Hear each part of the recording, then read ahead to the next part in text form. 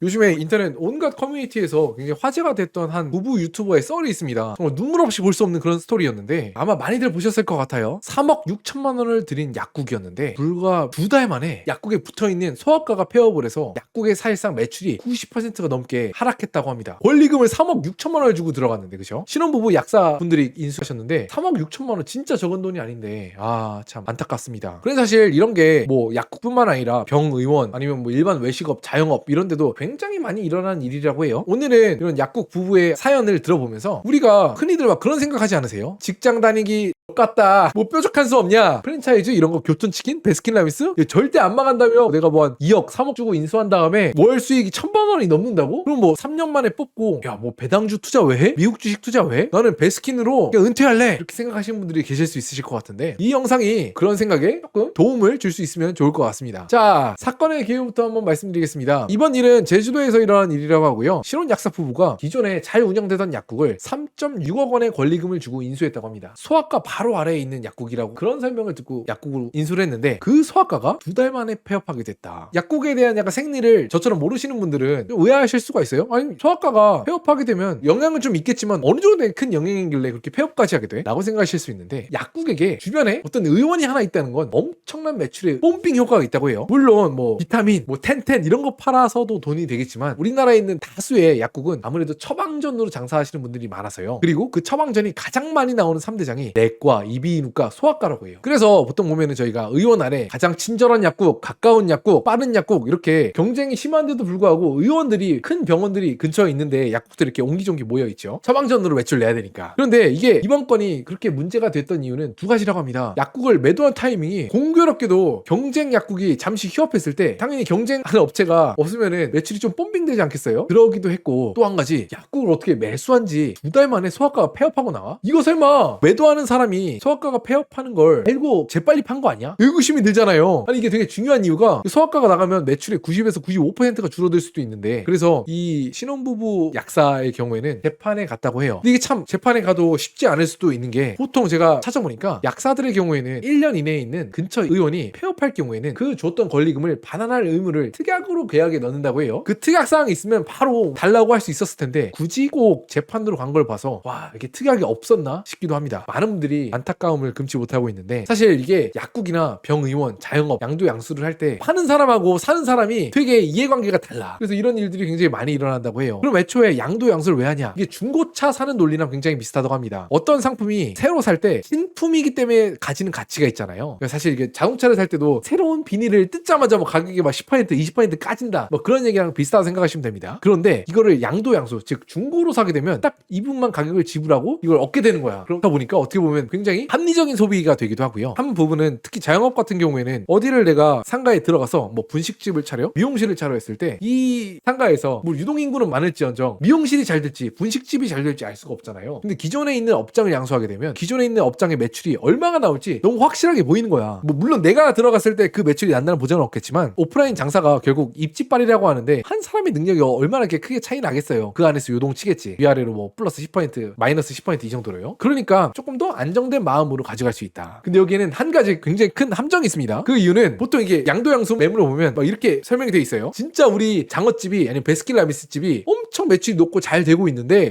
내가 건강상의 이유로 매장을 팔게 됐습니다, 그렇게 말씀하시죠. 그런데 사실 생각을 해보면 양도자는 괜히 굳이 잘 되는 매장을 팔고 떠날 이유가 많지가 않아요. 약국이라고 하면은 회의약사를 두면 되고요. 뭐 PC방이라고 하면은 알바를 두면 되죠. 건강이 좀 안 좋다고 해도 병원에 치료를 받으면서. 거기 양도 사유를 들어보면 건강상의 이유로 이사로 이민으로 문제를 거론하는데, 세상에 돈만큼 중요한 게 어딨어. 진짜 피치 못할 사정 아니면 웬만하면 돈을 우선순위로 보고 다른 걸 결정하셨겠죠? 그런 생각을 좀 하는데, 특히나 이번 건에서 문제가 됐던 거는 의사, 약사, 변호사 이런 분들은 10년, 20년 동안 공부를 하고 딴 면허증, 자격증 아니에요. 그렇기 때문에 사실 이런 분들이 다른 직업을 도전하는 건 사실상 불가능한 일이죠. 어차피 약사, 의사 똑같은 직업을 해야 되는데, 그럼 5년 동안, 10년 동안 그 주변에서 쌓았던 뭐 신뢰나 친분 이런 걸 다 버리고 아예 다른 지역에서 시작한다? 오, 이게 쉽지가 않죠. 그래서 보통 사유를 많이들 높지만 대부분은 매출이 떨어질 것으로 예상되는 이유가 있어서 나간다고들 많이들 이야기를 하시는 것 같아요. 이런 자영업장을 인수하시는 분들은 아무리 노력하고 찾아본다고 하더라도 양도자가 막 이런 거 저런 거 동네에 있는 정보를 다 100을 알고 있다고 한다면 100 중에 한 50도 좀 알고 있기 어렵지 않을까? 어느 정도는 좀 당할 수밖에 없는 게 이런 자영업장의 양수자인 것 같아. 그래서 사실은 아까 말씀드렸던 것처럼 자영업장 아니면 뭐 병원, 약국을 양도 양수를 할 때 더 싼 가격에 양수를 하게 된다고 하잖아요. 근데 이런 리스크가 있기 때문에 사실 싼 거야. 세상에 약간 공짜가 없다 그런 생각이 좀 들고요. 그런데 제가 그냥 드는 기본적인 생각은 양수를 할 때 적게 무권리로, 그러니까 자영업장이나 아니면 무권리 자영업장으로 사서 그러니까 알뜰살뜰히 잘 꾸려 나가는 거면 몰라도 요즘 같은 시대에 3억 원, 5억 원 하는 권리금을 주고 새로운 업장을 사서 사업을 하는 게 맞나? 그런 생각이 좀 솔직히 좀 들어요. 특히 오프라인 자영업장이라 하면은 수출을 하기는 굉장히 어렵잖아요. 외국에 구매력을 가지고 장사를 하기는 굉장히 어렵잖아요. 그나마 해봤자 뭐 명동에 있는 올리브영, 명동 강남역에 있는 뭐 피부과 클리닉 이런 데나 그나마 예외일 것 같은데 대부분은 한국의 내수 시장으로 대상으로 자영업장을 하게 됩니다. 요즘 어떻나요? 반도체 때문에 경제 성장률이 살짝, 국민 소득이 살짝 올라갔지만 소비자 심리는 사상 최저라고 합니다. 저도 자영업자라서 느끼는데 사람들이 정말 돈을 안 써요.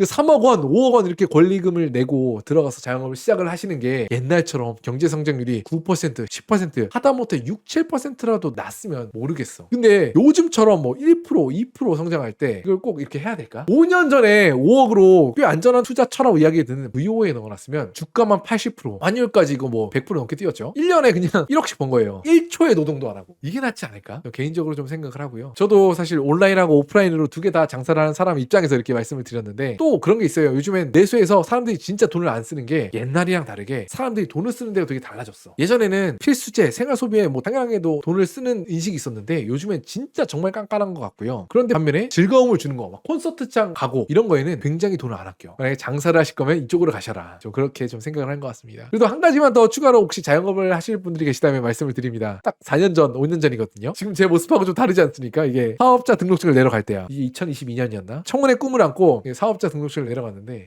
이제 거울을 보니까 돈은 진짜 쥐꼬리만큼 벌거나 거의 못 벌었는데 혹상 늙었어. 자영업 하다 보면 어쩔 수 없더라고요. 자영업이 진짜 스트레스의 연속이에요. 제가 느끼기에는 한국 소비자들이 되게 똑똑하셔. 또 이제 인터넷 보고 SNS 보고 하다 보니까 갈수록 되게 깐깐해지는 소비자들이 옛날 같았으면 그냥 넘어가실 분들도 이제 진짜 안 넘어가. 그런 것들 때문에 좀 스트레스를 많이 받는 것 같고요. 또 그뿐만 아니라 한국에서 이제 직원을 많이 고용한다는 게 옛날에는 저희 사업장에 직원 20명입니다. 그럼 와, 저 중소기업 사장님 아니야? 이랬던 시절이 있었다면 이제는 직원이 많을수록 직원이 10명이세요. 몰라 불쌍하다. 저 사장님 진짜 빨리 늙겠다. 이런 생각이 좀 드는 것 같아요. 똑똑똑 사장님 저 월급 올려주세요. 똑똑똑 사장님 저희 대체 공휴일인데 이번에 안 쉬나요? 똑똑똑 사장님 이제 이번 달까지만 하고 나갈 것 같아요. 월급이 너무 적어서요. 저 이게 진짜 힘들어요. 직원이 많으면 많을수록 스트레스가 기하급수적으로 듭니다. 요즘에는 직원이 많은 게 한국에서 자영업을 하고 기업을 할 때 이점이 아니야. 그런 요인들 때문에 힘든 것 같습니다. 만약에 자영업을 선택하신 분들이 계시다면 이러면 그나마 좋을 것 같아요. 이게 제가 가장 좋아하는 말인데 워렌 버핏 선생님의 탭댄스론이 있습니다. 이런 이야기예요. 당신이 어떤 업종에 종사하는지 중요하지 않다. 성공을 하기 위해서 또 대성을 하기 위해서 만약에 당신이 아침에 일어나서 직장을 가기까지 너무 기뻐 일을 할 걸 생각하니 춤이 절절로 쳐지는 거야. 어깨춤이. 그런다면 당신은 성공할 거다. 그런 얘기를 하시거든요. 저는 이걸 한국으로 한번 대입해서 한번 얘기해 볼게요. 탭댄스를 출 정도로 그 일을 하는 것 자체를 즐기지 않으면 영업을 웬만하면 하지 마세요. 직장이 좋습니다, 여러분들. 직장 다녀서 버는 돈이 막 잘 벌어서 300만 원이다 하면은 자영업으로 비교를 하려면 최소한 7, 800은 벌어야 돼. 너무 불안정하고 스트레스가 커. 그리고 그 남은 돈으로 재테크를 잘 하세요. 그러니까 VO 이런 거, 뭐 안전하고 든든한 거 그런 걸로 투자하시면 개인적으로 좋은 것 같습니다. 자영업을 온라인, 오프라인 둘 다 운영하고 있는 폭삭 늙어버린 후구가 여러분들께 전달드리고 싶었던 말입니다. 오늘 참 안타까운 소식이었죠. 약사 부부 선생님들이 크게 돈을 잃으셨다는 이야기를 좀 드렸고요. 그리고 자영업을 하는 어려움을 같이 말씀을 드렸는데 여러분들은 이 주제에 대해서 어떻게 생각하시나요? 하단의 댓글을 통해서 여러분의 의견을 남겨주세요.